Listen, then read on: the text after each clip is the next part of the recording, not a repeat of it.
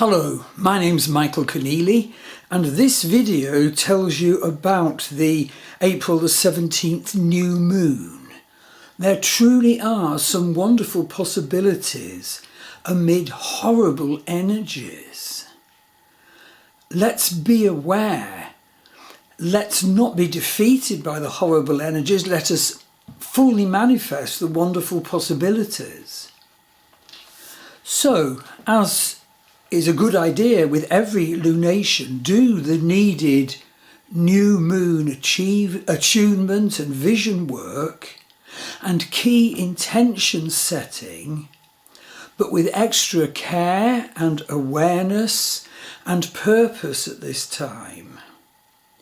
Set your goals, intentions and priorities for this lunation very carefully, and review how they're turning out as the lunation progresses and how well you're sticking to them, developing them. And I suppose a special point is that its awful energies include healing potential thereby, and strength is there to be used. So we must make an intention not to get diverted by irritation, chaos, or destructive pleasure seeking or illusions. Okay, the new moon of the 17th of April has sun and moon at 3 Vedic Aries, that's 27 Western Aries.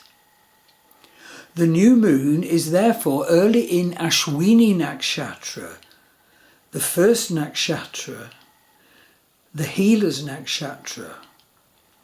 So it does have potential to give us healing, for us to find healing, for us to do the needed steps to create healing. But be aware that we may have to find healing amid and because of fraught and terrible energies at this time. So stop waiting, let each of us make the changes we need now. Please listen carefully to my answer to the questions. What are the surrounding energies for you and me to deal with now, as well as doing the central intention setting? So here's a brief statement of the surrounding energies. Overall, there's 10 must work with key energies. So I'm going to simply list the 10 now and then give some more detail on some of the 10 later on. So here's the simple 10-point intro summary. It's important to know that this new moon is in one of the 3 Gandanta zones. These are zones of immateriality and unsupportedness, where water sign transitions into fire sign, and this new moon is right at the beginning of a fire sign, Aries. And it's important to know, of course, that it's in the healer's nakshatra Ashwini. So, yeah, you have the energy possibility of Aries boldness and Ashwini healer's energy, and actually visionary energy as well, and developing new healing modalities. Secondly, this new moon is conjunct the long-running Chiron-Eris conjunction, more about that below. Thirdly, there's the divisive Kalsarpa Yoga energy in force. All the Vedic planets are to one side of the nodal axis. Indeed, only Pluto is not to one side, and this creates divisiveness. Fourthly, there's a tense stellium of planets in Vedic Pisces, Neptune, Mercury, Mars and Saturn. Planets treating each other in a fraught, could be debilitating, confusing way. Although it is also so very, very, very important to know about the vision work potential of the Neptune-Saturn combination as well. It's been there all this year, and it's certainly brought me, wonders from, like land energy work course and so forth, dream work coupled with that, real progress. Fifthly, mentioning how planets treat each other, and more of that below, know that Sun of this new moon actually trashes the moon. Weirdly, also, Venus in Vedic Aries trashes the Sun. More about that below. Seventh, Mars boosts this Sun enormously. This is warrior time. Handle your warrior self. Be the warrior self in the right way. But do know that Mars at the same time trashes Saturn as it boosts the Sun. And when Mars and Saturn clash, this leads to frustration. Mars wants to go, go, go. Saturn says, oh no, have you checked the detail? Are you sure you have the right plan? Etc., etc. You have to combine the two. Ninth, Lilith is square the nodal axis. Lilith takes on fated karmic power. Fated material is buried in the shadow to be brought to conscious realization, conscious awareness, conscious healing, conscious empowerment. If this setup aspects your planets and houses relevantly. And similarly, Saturn is quincunx K2. When we're talking about the nodes, Lilith is square the nodal axis, Saturn is quincunx K2. We can now restructure fated situations which are arising in your life now, and of course, which may have arisen in your life since the moment you were conceived and born. And point 10, Uranus, the planet of revolution, is conjunct asteroid Sedna, the energy of terrible events. This is now, and this is long running, and this is growing. So what are the best top quality ways of dealing with these energies and these situations before I look into some of them in a bit more detail? Well, it is so important to know that fraught times can actually strengthen us because we don't get dragged down, we don't get diverted, we don't get miserable and diminished. And so we strengthen up our intention, and that brings us nearer to our fuller potential if we are choosing the right things to do. So we have to make the intention to handle the energies well and properly, the really difficult, messy ones and the wonderful ones, and do this intention setting at the beginning of this lunation. Okay, let's now go into some needed fuller detail of some of these 10 key energies. This will help us do the needed work if they affect planets and houses in your chart. And do get a reading from me. I think I can help wonderfully in this sort of work and the methods available to use. And I always combine Vedic astrology with Western astrology in all my readings. And I do have many healing methods. Vedic astrology gives you the picture of your life purpose and its unfoldment. Western astrology gives us the picture of our psychological self and its unfoldment. You need both for the full picture. So, having given the overall list, let's look at some of the 10 key energies I listed in a bit more detail. Okay, Gandanta new moon. So, yes, the Sun and the Moon are at 3 Vedic Aries, technically just within still the Gandanta zone energies, where water sign Pisces transitions into fire sign Aries. There's 3 such zones.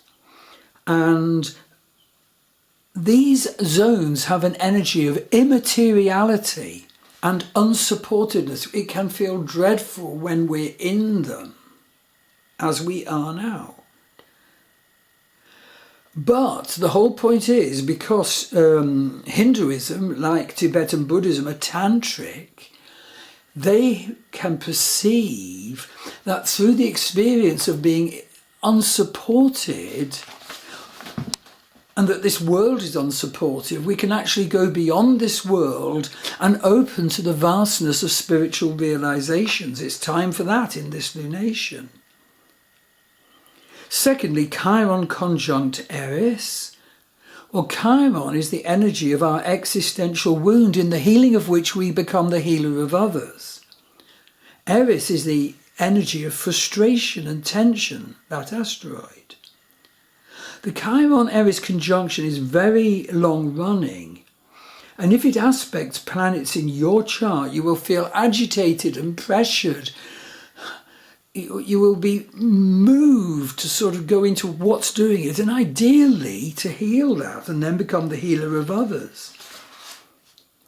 So, the deep purpose of this is to come into a more healed version of yourself, to come more in line with your karmic life purpose, and I can tell you about that in a reading, to come more in line with the fullest potential of yourself. Fuller awareness, taking healing and empowerment steps now. It's been running since May 2025, when it was at 29 Vedic Pisces. And now it's at 2 Aries. This is the final burst. Does it affect you? Is it aspecting planets in your chart? What house is it in your chart? What healing and empowerment work have you been doing? My natal moon's conjunct the dreadful asteroid Sedna, deep in the Gandanta at 29 Vedic Pisces. But I really do feel that out of the unpredictable pressures and changes and quite a lot of hospital work, I've been using wonderful methods to grow and heal and realising my potential. And I'm so willing to share these methods if you feel they can help you. And may you have the same success. Regarding point number 4 out of the 10, there's a 10th stellium of planets in Vedic Pisces, Neptune, Mercury, Mars and Saturn. Planets treating each other in a fraught way. For example, Mercury in Pisces trashes Mars in Pisces. Don't let overthinking and mental scatter smash your needed rightful strength. Mercury also trashes Jupiter in Pisces. Mercury agitating Jupiter creates anger and frustration, preventing us from fully opening to blessing, enlargement and sense of purpose. But the Mercury-Neptune combination has a good side to it as well as a bad side. It gives us potential to focus on spiritual topics, mysteries, the occult. It's intuitive, it's creative. But be aware of the negative potential of getting irrational or led by lies. It's actually quite important to know that Mercury in Vedic Pisces exchanges signs with Jupiter in Gemini, and this combination that's extant at the moment offers us intuitive gifts if we do the work to identify them. This combination can make you more of a mystic. But do also know that Mars trashes Saturn. Mars obviously wants to go, go, go. But Saturn says, oh, have you dotted all the I's? Have you crossed all the T's? Is your plan karmically right for your present incarnation, fate and destiny and life purpose? We have to resolve that discussion and not be dragged down and confused by it. And wonderfully, Mars at this time is sextile Pluto. This gives you, if you can open to it, tremendous willpower and courage, tremendous death and rebirth potential now. And please do know that it's so very, very important when we look at the planets that are in Vedic Pisces at the moment, to also know that the utterly wonderful potential of Neptune-Saturn combination. Neptune giving you vision work potential, Saturn structuring it and giving you discipline and purpose and harvest. Mentioning how planets treat each other, the sun of this new moon actually trashes the moon. So when the sun disturbs the moon in this way, let's take care, because the person can run towards their wonderful goal, but in an agitated manner. And so you can trip up on the way or lose the path because you get so agitated. And regarding point 6, weirdly, Venus in Vedic Aries, as it is, trashes the sun as well. So when Venus trashes the sun, need for pleasure and enjoyment can actually divert our needed higher calling and purpose and wonderful goal direction. So to get a reading from me, do go to my Star Wheel Astrology website. The address is below. I give wonderful readings, and you can join my wonderful courses too. Both readings and courses always combine both Vedic and Western astrology. I'm doing a journey to the abyss quite often at the moment. And also see my Love Star Dating website. That's for those who are on a spiritual pathway, who are also seeking love, address below. And thirdly, do go to my Druid Forest School website for my Sacred West of Ireland tours and my courses about the Ogham, also known as the Ogham here, and the runes, the spiritual alphabet of the Celtic Irish and the Norse.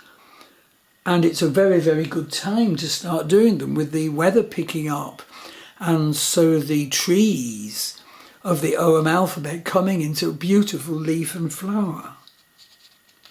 So I really hope the guidance I've shared here will be of use to you, for you to set the intentions and get the harvest. Thank you.